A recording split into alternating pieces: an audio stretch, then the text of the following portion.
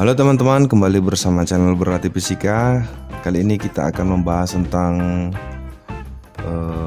optik geometrik lanjutannya ya, yaitu tentang materi pembiasan cahaya beserta dengan contoh soalnya. Oke teman-teman, bagi teman-teman yang baru bergabung, silahkan tekan tombol subscribe-nya dan jangan lupa notifikasinya. Saya sarankan kepada teman-teman tonton video ini sampai habis. Kalau boleh jangan di skip supaya teman-teman mendapatkan penjelasannya secara utuh. Baik teman-teman, kita mulai ya. Materi ini adalah tentang pembiasan. Oke, sebelumnya kita sudah bahas tentang hukum pertama Snellius ya, itu di materi sebelumnya. Nah kemudian ini kita untuk pembiasan, coba kita perhatikan tentang hukum kedua Snellius, yaitu bunyinya seperti ini. Jika sinar itu datang dari medium kurang rapat ke medium yang lebih rapat, maka sinar itu akan dibelokkan mendekati garis normal. Oke. Kemudian jika sinar datang, dan sebaliknya ya, jika sinar datang dari medium yang lebih rapat ke medium yang kurang rapat, maka sinar itu akan dibelokkan menjauhi garis normal. Oke teman-teman, jadi artinya apa? Bicara tentang yang namanya pembiasan, berarti kita berbicara tentang bagaimana cahaya itu dibelokkan. Oleh apa? Oleh medium. Yang pertama adalah jika sinar itu datang dari medium kurang rapat. Coba kita perhatikan teman-teman ya. Katakan medium pertamanya adalah udara, kemudian medium keduanya itu adalah air. Nah, jadi jika itu terjadi, maka sinar itu yang datang tadi akan dibelokkan ya, mendekati yang namanya garis normalnya ini. Oke. Jadi andaikan misalkan sinar datang itu diteruskan, gambarnya seperti ini. Seperti yang sudah teman-teman lihat di sini ya, garis putus-putus ini. Oke. Nah, kemudian ya, selisih daripada sudut datang dengan sudut bias, itulah yang dikatakan dengan yang namanya sudut deviasi ya. Jadi sudut deviasi itu adalah selisih daripada sudut datang ya, yang terhadap garis normalnya ini dengan sudut biasnya. Oke teman-teman. Nah kemudian kita perhatikan untuk yang pernyataan keduanya, jika sinar itu datang dari medium yang lebih rapat. Jadi kebalikannya ya, medium yang lebih rapat ke medium yang kurang rapat. Oke. Nah bagaimana keadaannya? Kalau yang pertama tadi mendekati garis normal, maka sebaliknya, yang kedua itu akan menjauhi garis normal. Itu dia ya. Nah jadi katakan misalkan ini sinar itu datang dari air ya, kemudian akan melewati atau akan masuk ke udara. Jadi air ini medium yang kerapatannya lebih besar. Kemudian sinar itu masuk ke medium yang kurang rapat, begitu ya. Maka apa yang terjadi? Sinar itu nanti akan menjauhi yang namanya garis normal. Oke teman-teman, jadi ini ilustrasinya ya, ilustrasi daripada pernyataan hukum kedua Snellius ini. Oke. Nah kemudian bagaimanakah persamaan-persamaan yang terbentuk ya dari hukum Snellius itu? Oke teman-teman ya. Nah kita lihat dulu pernyataannya ini. Indeks bias mutlak suatu medium itu dipandang sebagai suatu ukuran kemampuan ya medium itu untuk membelokkan cahaya. Oke jelas ya teman-teman ya. Jadi indeks bias mutlak itu ya, itu ukuran atau kemampuan medium itu untuk membelokkan cahaya. Begitu teman-teman. Makanya begini ya. Contohnya sudah sering ini kita perhatikan dalam kehidupan sehari-hari. Contohnya seperti ini. Ambil gelas, kemudian isi dengan air, lalu kemudian masukkan sebuah sendok ke dalam air tadi, ya, ke dalam gelas yang berisi air tadi. Nah, coba perhatikan teman-teman. Maka ketika keadaan itu sudah teman-teman buat, maka teman-teman nanti akan melihat sendok itu seperti atau seolah-olah bengkok. Ya. Nah, pertanyaannya, apakah benar-benar sendoknya bengkok? Tidak.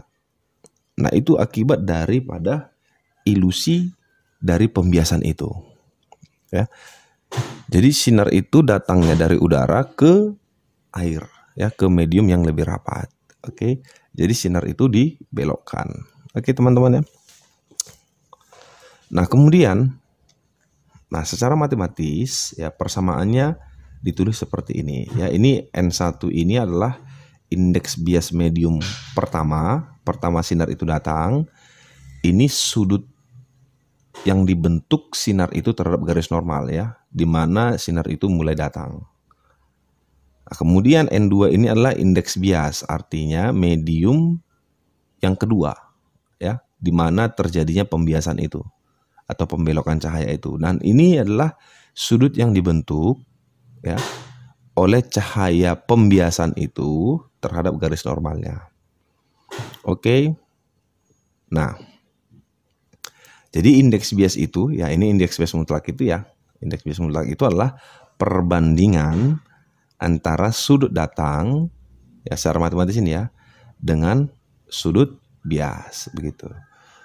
Oke, nah ini ketetapan indeks bias pada beberapa media atau medium ya. Pertama ini gelas, indeks biasnya seperti ini, intan, kemudian gliserin, karbon disulfid, air dan seterusnya. Nanti teman-teman bisa lihat di sini. Oke, teman-teman. Kemudian kita lanjut. Ya.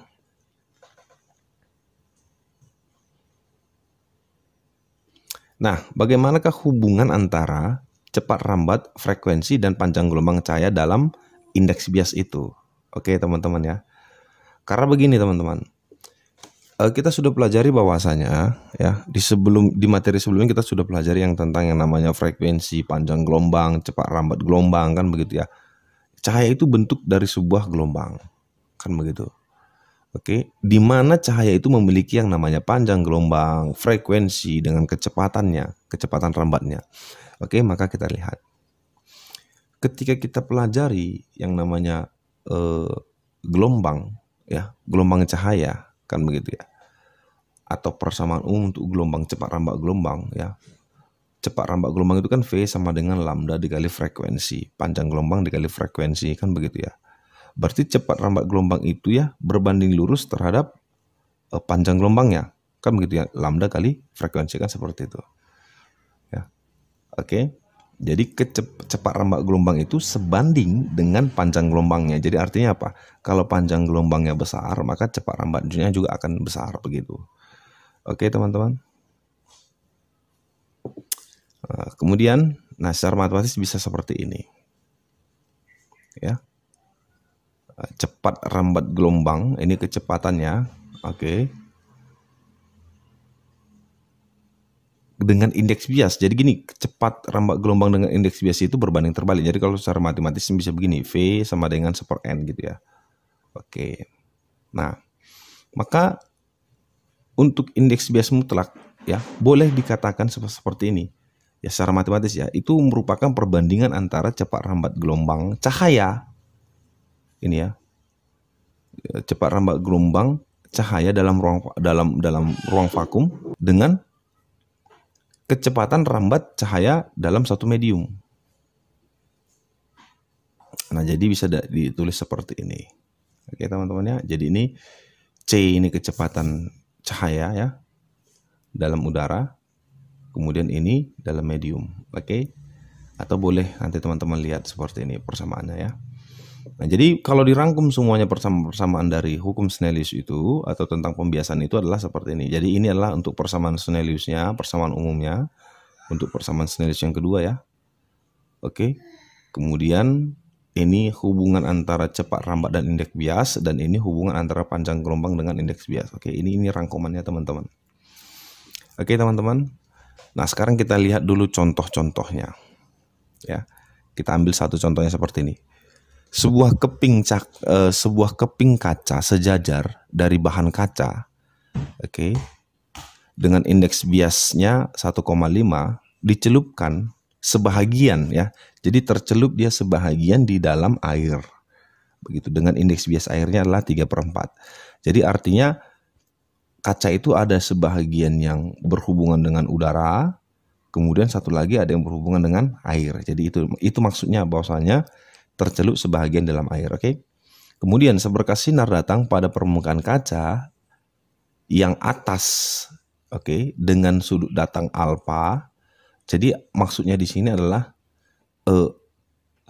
yang bahagian atas kaca itu maksudnya yang berhubungan dengan udara. Jadi artinya sinar itu datangnya dari udara, kemudian masuk ke kaca, itu maksudnya ini, ya, masuk ke dalam kaca dan meninggalkan permukaan kaca yang bawah. Jadi permukaan kaca yang bawah itu berhubungan dengan yang namanya air. Artinya cahaya yang sudah masuk ke dalam kaca tadi, ya, itu kemudian masuk lagi ke dalam air, begitu kira-kira, dengan sudut bias.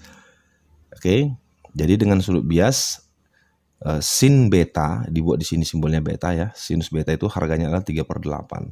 Maka pertanyaanlah, hitunglah besar sudut datang alfanya.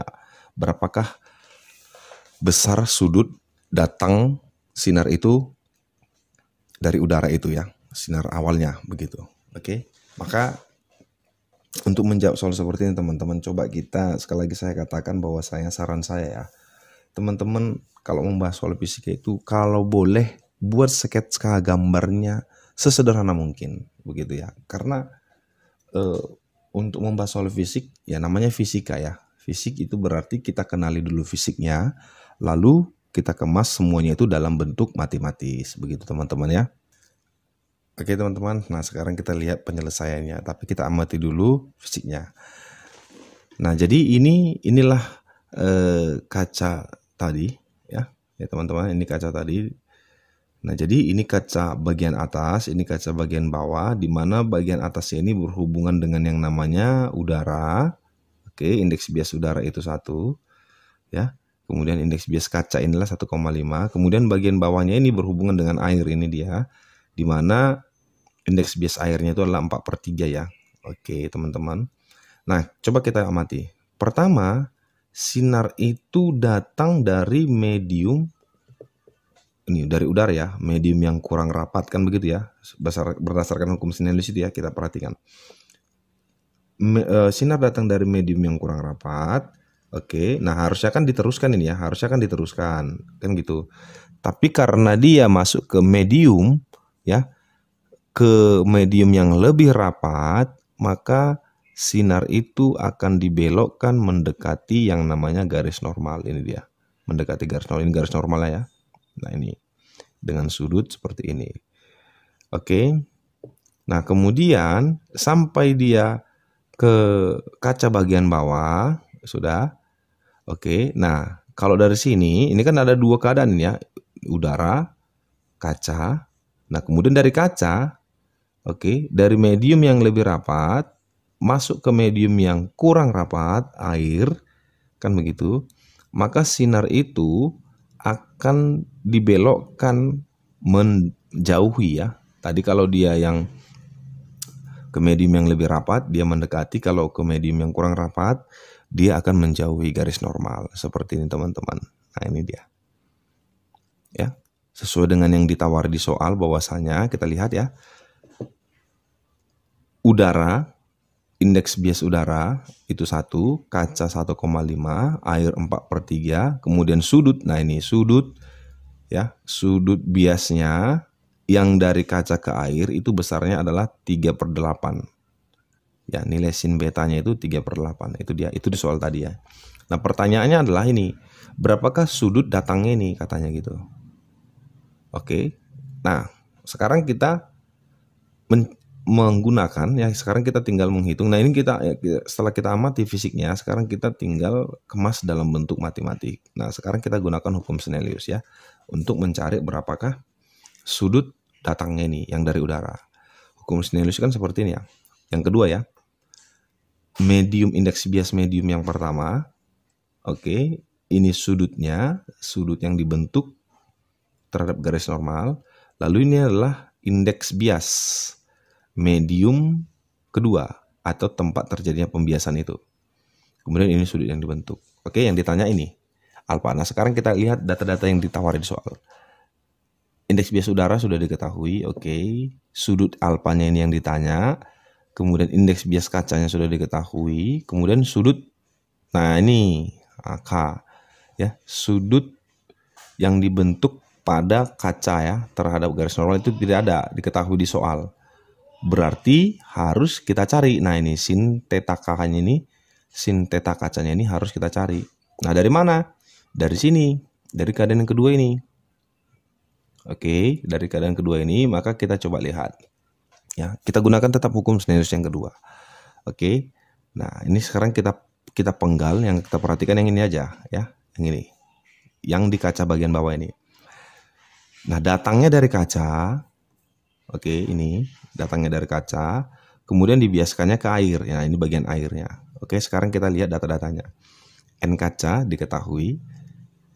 Sinus theta kaca itu yang mau nanti kita cari di sini. Nanti kalau sudah dapat kita substitusi. N air diketahui, sin beta diketahui. Oke, berarti diketahui semua ya. Berarti ini sudah bisa kita cari ya berapakah nilainya. Nah, maka nilai sin theta K-nya itu adalah ini dia. Secara matematis ya. Oke, teman-teman ya. Nah, ini adalah sudut yang dibentuk oleh kaca tadi. Oke ya. Nah, ini kalau sudah dapat persamaan ini, maka kita tinggal substitusi saja. Oke. Nah, kalau disubstitusi maka persamaannya menjadi seperti ini ya. Nah, ini sin theta K ini kita ganti menjadi ini. Oke, coba kita lihat. Ini NU sin alpha, ini NU sin alpha masih tetap. NK-nya ini NK-nya. Nah, ini sin theta K-nya kita ganti yang ini ya. Yang ini kita ganti dari sini. Kita substitusi. Maka persamaannya itu bisa menjadi, nah ini NK ya, indeks bias kaca bisa dicoret karena habis dibagi ya. Kemudian maka persamaannya itu bisa menjadi seperti ini dia. Oke. Sin alpha sama dengan ya NA sin beta per N udara. Ini kali silang aja teman-teman ya. Ini pindah NU-nya ini pindah ke bawah. Oke. Nah, dengan seperti ini sudah bisa kita masukkan angkanya. Oke. Nah, NA-nya itu tadi nilainya adalah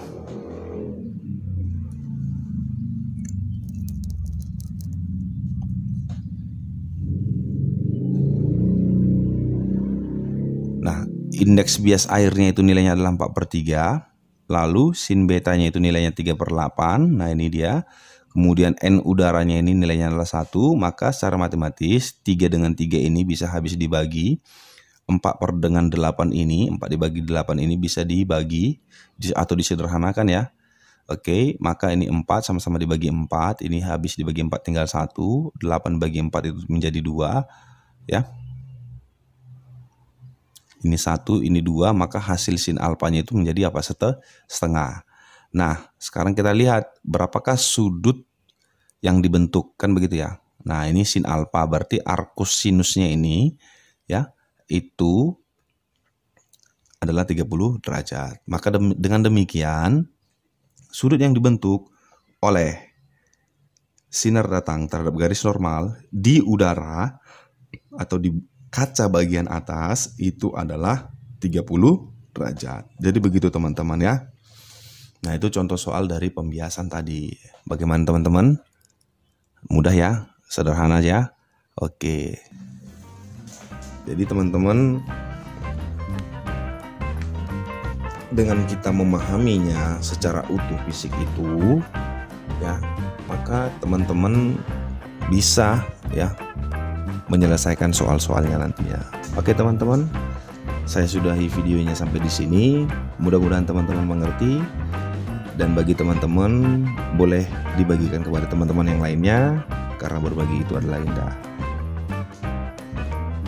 Akhir kata saya ucapkan semangat, berlatih dan terus berlatih. Sampai ketemu di video selanjutnya. Terima kasih.